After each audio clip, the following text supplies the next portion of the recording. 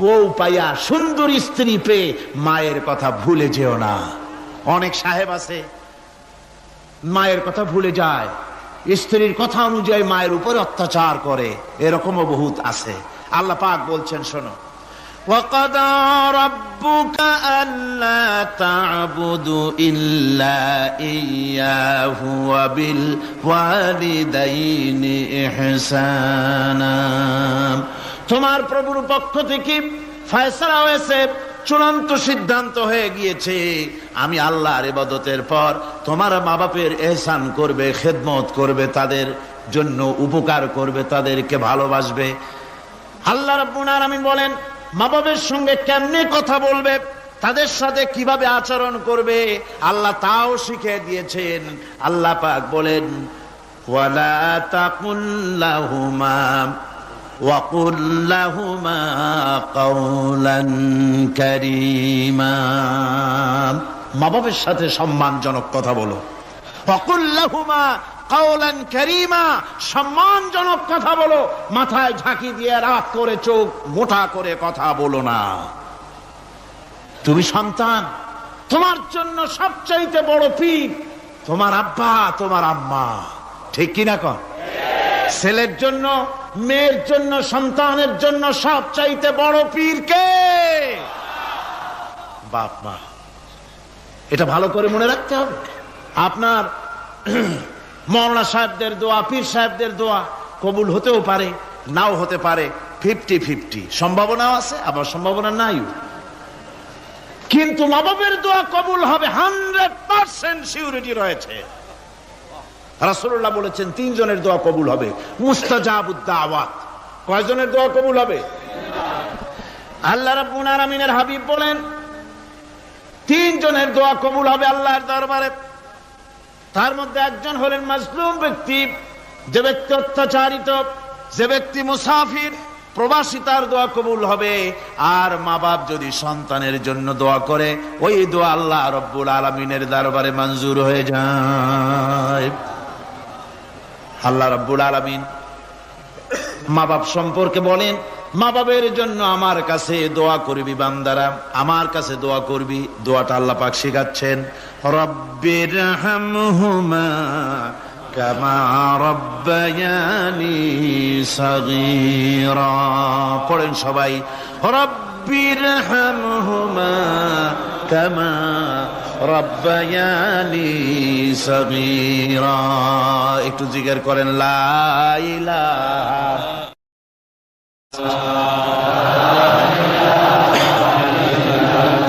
লা ইলাহা ইল্লাল্লাহ, লা ইলাহা ইল্লাল্লাহ, লা ইলাহা ইল্লাল্লাহ, লা ইলাহা ইল্লাল্লাহু মুহাম্মাদুর রাসূলুল্লাহ।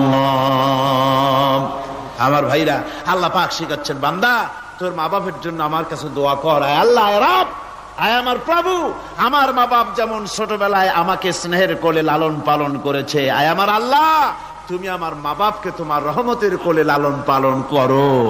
আল্লাহ শিখাই দিয়েছেন। আমার ভাইরা, প্রত্যেক নামাজের পরে এই দোয়াটা ভুলে যাবেন না। ভুলে যাবেন? ভুলে যাবেন? আমার ভাইয়েরা, আমার বোনেরা, সবাই প্রত্যেক নামাজের পরে পড়বেন, রব্বিরহামহুমা কামা রব্বায়ানি সাগীরা। এই দোয়া করতে কেউ ভুলে যাবেন না। আল্লাহ রাব্বুল আলামিন বলে, বান্দারে ওয়াসাইনাল ইনসানা বিওয়ালিদাইহি ইহসানা হামালাতুহু উম্মুহু কুরহা ওয়া ওয়াদাতুহু কুরহা। আল্লাহ পাক বলেন, আমি পৃথিবীর সমস্ত মানব মণ্ডলীকে উপদেশ দিয়েছি, মা বাপকে সম্মান করো, শ্রদ্ধা করো, তাদের উপকার করো। তার কারণ হলো তোমার মা তোমাকে গর্ভে ধারণ করেছে অত্যন্ত কষ্টের সাথে। আল্লাহ বলতেছেন, মা তোমাকে গর্ভ ধারণ করেছে অত্যন্ত কষ্টের সাথে, এরপরে তোমাকে ডেলিভারি করেছেন অত্যন্ত কষ্টের সাথে, তোমাকে ডেলিভারি করেছেন। গভীর রাত্রে মানুষ সব ঘুমায় যায়, গর্ভবতী মা ঘুমাতে পারে না সন্তান পেটের ভিতরে, হাঁটু দিয়া গুতা মেরেছে, পা দিয়া লাথি মেরেছে। মা চরম শীতের রাত্রে, প্রচন্ড শীতের রাতে গায়ের লেপটা সরায় দিয়া মা একবার দাঁড়ায় আর একবার বসে, একবার দেওয়ালের সাথে হেলান দিয়া দাঁড়ায়, কষ্ট করে রাতটারে কাটায় দেয়। আবার সারাদিন সংসারের জন্য কাজ করেছেন, রান্না বান্না করেছেন মা, সকলকে খাওয়াইয়া মা শেষের দিকে খেতে গেছেন। যখন নিজে খেতে গেলেন, খাবারের ক্ষুধা নিয়ে, পেট ক্ষুধা নিয়ে খেতে বসেছেন, পেটের ভিতরে সন্তান লাথি মেরেছে, পেটের মধ্যে ঘুষা মেরেছে, হাঁটু দিয়া গুতা মেরেছে, ভরা পেটে, পেটের ভিতরে সন্তান গুতা মারলো হাঁটু দিয়া, মাথা দিয়া। মা ক্ষুধা রয়েছে পেটে, খেতে পারলেন না, বেদনা শুরু হয়েছে। খাবারের থালাটা ঠেলে দিয়ে মা দাঁড়ালেন, বসলেন, চোখের পানি ফেললেন। এভাবে করে মা একটা দুইটা দিন নয়, 10টি মাস পর্যন্ত সন্তানটাকে পেটের মধ্যে নিয়ে, একটা জীবিত মানুষ আর একটা জীবিত সন্তান পেটের মধ্যে নিয়ে নড়াচড়া করছেন, চলাফেরা করছেন। কিতাবের মধ্যে এসেছে রাতের বেলায় মা যে ঘুমাতে পারেন না, সন্তানের নড়াচড়ার কারণে রাতভর ইবাদত করলে যত সওয়াব পাওয়া যেত, আল্লাহ ওই সওয়াব মায়ের আমলনামায় লিখে দেন। সন্তান পেটে থাকার কারণে খেতে পারে না, পেট ভরে ক্ষুধায় কষ্ট পায় মা। এই জন্যে 10 মাস ধরে রোজা রাখলে যে সওয়াব হতো, আল্লাহ রাব্বুল আলামিন মায়ের আমলনামায় রোজার সওয়াব লিখে দেন। 10 মাস পুরে গেল, সন্তান ডেলিভারির সময় চলে এলো। মায়ের মন বিমর্ষ, সন্তান ডেলিভারি হবে, না জানি মরে যায় নাকি, না জানি অপারেশন লাগে নাকি, কি অবস্থা হবে। মা খেতে পারে না, মুখটা শুকায়া যায়। ডেলিভারির সময় যখন আসে, মা বাবার কাছ থেকে বিদায় নিয়ে যায়, স্বামীকে একান্তে গোপনে ডেকে নিয়ে বলে, প্রাণের স্বামী, দীর্ঘদিন একসঙ্গে ঘর কন্যা করেছি, অপরাধ হয়ে যেতে পারে, আমারে মাফ করে দিও। আমার মনে হয় এবার আমি আর বাঁচবো না। সংসার থাকলো, চাবি থাকলো, সব বুঝে নাও, আমারে মাফ করে দিও। মা চলে গেল সতিকা গৃহে, ক্লিনিকে চলে গেল, অপারেশন থিয়েটারে চলে গেল, অথবা ডেলিভারির জায়গায় চলে গেল। ডেলিভারি পেইন শুরু হয়ে গেল, বেদনা শুরু হয়ে গেল। এক একটা বেদনা যেন মায়ের এক একটা মৃত্যু যন্ত্রণা শুরু হয়ে যায়। এমন যন্ত্রণা, প্রসব বেদনা দুনিয়ার ভুক্তভোগী মা ছাড়া আর কেউ জানে না। এই চরম বেদনার ভেতর দিয়ে, চরম কষ্টের ভিতরে মা যখন একটা বাচ্চা প্রসব করলো, জিহাদের ময়দানের মতো মা রক্তাক্ত হয়ে গেলেন, সন্তান দুনিয়ায় এলো। মা তখন অস্থির থাকেন। এত বড় বিরাট কষ্টের ভিতরে আল্লাহ রাব্বুল আলামিন বলেন, সন্তান যখন ডেলিভারি হয়ে গেল, মায়ের মনের ভিতরে আমি তখন এই ফিলিংস, এই টেন্ডেন্সি জাগ্রত করে দিই, দেখ কি হয়েছে। মা তখন দেখতে চায় কি হয়েছে। মায়ের সামনে যখন এত কষ্টের, হৃদয় রিংগ্রণ, কলিজার 32টি নাড়ি ছেঁড়া যন্ত্রণার সন্তান যখন মায়ের চোখের সামনে আসে, আল্লাহ পাক বলেন, মা যখন তার ছেলের মুখের দিকে তাকায়, মেয়ের মুখের দিকে তাকায়, আল্লাহ বলেন 10 মাসের পেটে ধরা কষ্ট আর ডেলিভারির সব কষ্ট মায়ের মন থেকে মুছে ফেলে দেই। আল্লাহ রাব্বুল আলামিন বলেন, খবরদার দুনিয়ার মানুষ, এমন মায়ের সাথে নাফরমানি করবি না, এ মায়ের সাথে নাফরমানি করবি না, মাকে সম্মান করবি, মার কাছে দোয়া চাবি। দুনিয়ায় যদি সম্মান চাও, রিজেক্ট চাও, মায়ের পায়ে ধরে কাঁদো। মায়ের জাতি অনেক সম্মান তার। রাসূল করিম সাল্লাল্লাহু আলাইহি সাল্লামকে প্রশ্ন করা হয়েছে, হুজুর খেদমত করবো কার? হুজুর কয় মায়ের। তারপরে কার? হুজুর কয় মায়ের। তারপরে কার? হুজুর বলেন মায়ের। তারপরে কার? তোমার পিতার। 3 গুণ। তোর মায়ের মর্যাদা 3 গুণ বেশি, তোর বাপের চাইতে মর্যাদা বেশি। সুবহানাল্লাহ পড়ে। আর আজকে ইসলামের শত্রুরা তারা বলে যে ইসলাম নারীর অধিকার আদায় করে নাই। নারীর অধিকার ইসলাম দেয় নাই তো কে দিয়েছে? আমার বন্ধুগণ, বিশ্বনবী জনাব মুহাম্মদ রাসূলুল্লাহ সাল্লাল্লাহু আলাইহি ওয়াসাল্লাম মসজিদে নববীর ভিতরে বসে আছেন। এক বৃদ্ধা মহিলা মসজিদের মধ্যে প্রবেশ করলেন। হুজুর বৃদ্ধাকে দেখে দাঁড়ায় গেলেন, বিশ্বনবী বুড়ি মেয়ে লোককে দেখে দাঁড়ায় গেলেন। আল্লাহর নবী বুড়িকে দেখে দাঁড়ালেন। বুড়ি যখন কাছে এলেন, আল্লাহর নবী নিজের গায়ের চাদর বুড়ির জন্য বিছায়া দিলেন। বুড়ি বসলেন। এরপরে কথাবার্তা সারার পর বুড়ি যখন বিদায় হবেন, হুজুর আবার দাঁড়ালেন। বুড়ি মহিলা চলে গেলেন। সাহাবায়ে কেরাম বলেন, ইয়া রাসূলুল্লাহ, কিছুই বুঝলাম না, একজন বৃদ্ধা মহিলার জন্য বিশ্বনবী দাঁড়ান আর গায়ের চাদর বিছান, আমরা বড় আশ্চর্য হয়ে গেলাম। নবীজি বলেন, ও আমার সাহাবীরা, তোমরা জানো না এই মহিলা কি চিনতে পারো নাই? আমি আমার মায়ের দুধ আমার জীবনে কিসমতে তেমন হয় নাই। আমি আমার মায়ের দুধ তেমন কিসমতে পাই নাই। যার বুকে দুধ খেয়ে, যার কোলে কাখে চড়ে আমি বড় হয়েছি, আমার সেই দুধ মা ইনি হযরতে হালিমাতুস সাদিয়া, আমার সেই দুধ মা। রাসূলুল্লাহ নিজে সম্মান দিয়েছেন মায়ের। খবরদার, মাকে অসম্মান করবেন না, মাকে সম্মান করবেন, মাকে শ্রদ্ধা করবেন। আমার বন্ধুগণ, আলেম ওলামা পীর বুজুর্গদের জন্য হাদিয়া তো দেন, আপনারা কোনো নিষেধ নাই, দেন। হাদিয়া দেওয়াও সুন্নত, নেওয়াও সুন্নত, দিবেন, আমি কোনো নিষেধ করি না। কিন্তু আমি বলতে চাই, পীর বুজুর্গদের কাছে, আলেম ওলামাদের কাছে হাদিয়া দিয়া আল্লাহরে যত না খুশি করতে পারবেন, এই ডালিম বেদানার মৌসুমে বেদানা একটা ভেঙে নিজ হাতে যদি মায়ের মুখে তুলে দেন, আল্লাহর আরশ খুশি হয়ে যাবে, আল্লাহর আরশে আজিম খুশি হয়ে যাবে, আল্লাহ পাক খুশি হয়ে যাবেন। মায়ের খাওয়াও, বাপকে খাওয়াও, তোমার সবচেয়ে বড় পীর তিনি। সুবহানাল্লাহ পড়ে, সুবহানাল্লাহ। মা বাপ যদি একটু দোয়া করে দেয়, তোমার জিন্দেগির কাম শেষ। একটু বদদোয়া করলে জাহান্নামে যাবা। কোন পীর সাহেব বদদোয়া করলে জাহান্নামে যাবে এমন কথা নয়। কোন মাওলানা বদদোয়া করলে দোজখে যাবে এমন কথা নয়। রাসূল বলেছেন, হুমা জান্নাতুকা ওয়া নারুকা। মা বাপ তোমার বেহেশত, মা বাপ তোমার জাহান্নাম। মা বাপ যদি অসন্তুষ্ট হয়, দোজখে যাবি, আর মা বাপ যদি খুশি, আল্লাহর জান্নাতে চলে যাবি।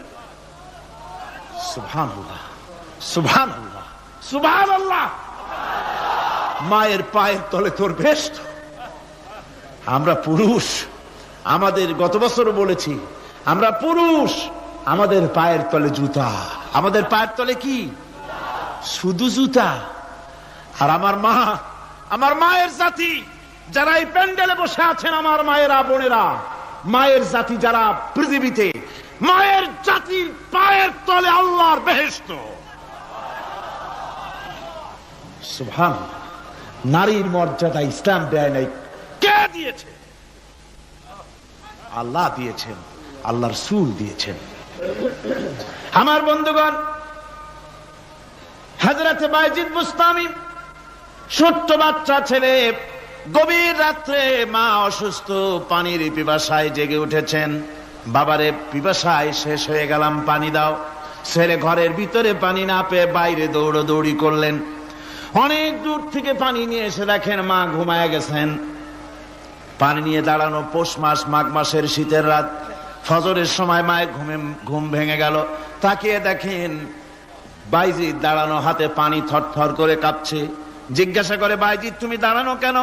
ছোট্ট বাচ্চা বলে, মা পানি চেয়েছিলে তুমি গভীর রাত্রে, পানি ঘরে ছিল না, অনেক দূর থেকে আনতে হয়েছে। মা বলছে, ঘুমাও নাই কেন গ্লাস থুইয়া? বাচ্চা বলে, ঘুমাই নাই। তুমি যদি আবার পানি চাও, সময় মতো যদি দিতে না পারি, মা তোমার কষ্ট হবে। এই জন্য ফজর পর্যন্ত আমি দাঁড়ায় আছি, কখন তুমি পানি চাও। মা হাতের থেকে পানি নিয়ে পান করলেন। বাইজিদকে বিছানার উপরে আরাম করে কম্বল দিয়ে ঘুম পড়াইয়া দিলেন।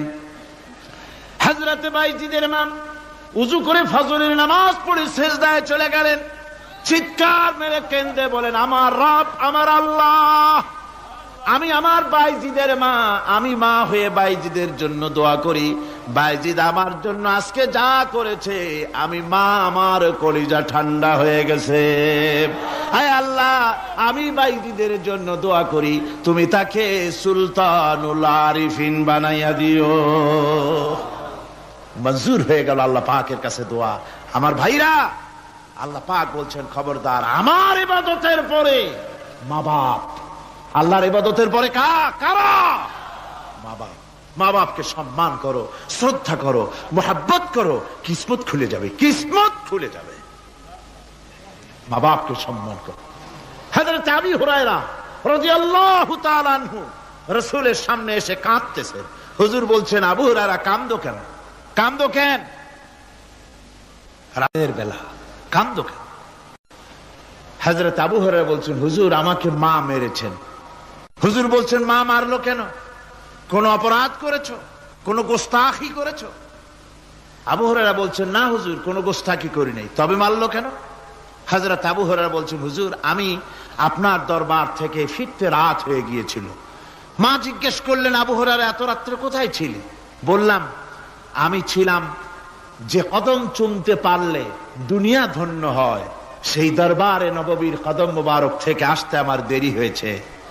আমার মা মুশরিকা, আপনার নাম শুনে তার গায়ে আগুন জ্বলে উঠলো, আমাকে ধরে মারা আরম্ভ করলো, বলল, হয় আমার বাড়ি ছাড়বি, আর না হয় মুহাম্মদ সাল্লাল্লাহু আলাইহি ওয়াসাল্লামের দরবার ছাড়বি। আমি বললাম, আমার মা, তুমি বুড়ি মানুষ, তোমার গায়ে যত শক্তি আছে সমস্ত শক্তি দিয়ে আমারে পিটাও, আমারে মারো, মারতে মারতে আমাকে বাড়ি থেকে তুমি বের করে দাও। তোমার বাড়ি শুদ্ধ, তাম দুনিয়া ছেড়ে দিতে পারি, আল্লাহর নবীর কদম মোবারক ছেড়ে দিতে পারি না। হুজুর, আমার মা আমাকে গলা ধাক্কা দিয়ে বের করে দিয়েছেন। হুজুর বলছেন, আবু হুরায়রা, তোমার মা তোমাকে মেরেছে, তুমি আমার কাছে নালিশ করছো? আমার তো এখানে ইন্টারফেয়ার করার কিছুই নেই। সুবহানাল্লাহ, সুবহানাল্লাহ। মা তোমাকে মেরেছে, এখানে আমার করার কিচ্ছু নাই। বিশ্ব নবী বলছেন, এত বড় পাওয়ারফুল নবী, লেজিসলেটিভ পাওয়ার, সারে আল্লাহ তাকে বানিয়েছেন শরীয়ত প্রণেতা।